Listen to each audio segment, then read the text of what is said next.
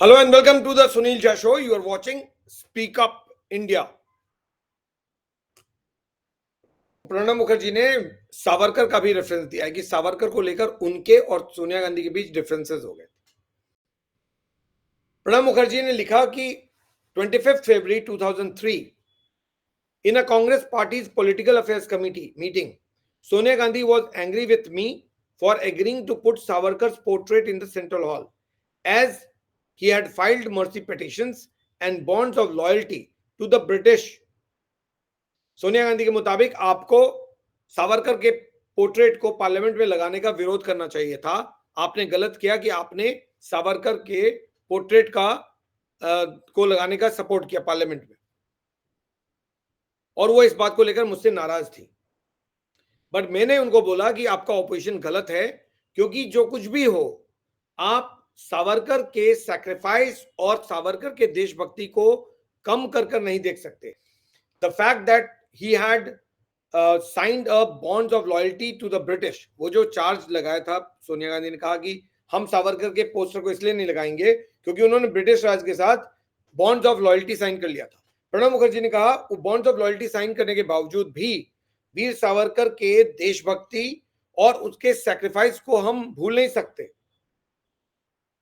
वो जो कुछ भी वीर सावरकर ने किया वो हम उसको डिमीन और उसको हम कम करके नहीं देख सकते। I told her firmly that I agreed in the meeting of the parliamentary committee to the proposal, as I consider him a patriot. Whatever he be his views in the larger years. Further, he added, people have become so small. How can one forget the sufferings Savarkar brothers had to undergo in cellular jail? Interestingly, as a faithful congressman, I decided not to attend the event where his portrait was to be unveiled as decided by the party. So Pranab Mukherjee ने सोनिया गांधी को कहा, आप इतना छोटा नहीं सोच सकते। ये कोई भूल नहीं सकता कि सावरकर ने किस तरह से अपना वक्त जेल में बिताया था, उस कंडीशंस में किस तरह से सावरकर बंधु रहे थे और क्या हालात में वो लोग जिए थे, उन्होंने देश के लिए क्या किया और क्या नहीं किया। ये सारी चीजें हम भूल नहीं सकते, क्योंकि अगर हम इन चीजों को भूल जाएंगे तो फिर हमारे में और दूसरों में फर्क क्या रहेगा। तो मुझे लगता है आपका एतराज गलत है। सावरकर ने जो कुछ भी किया बाद में या जो कुछ भी स्टैंड लिया, उसका उनके कंट्रीब्यूशन से कोई लेना देना नहीं है।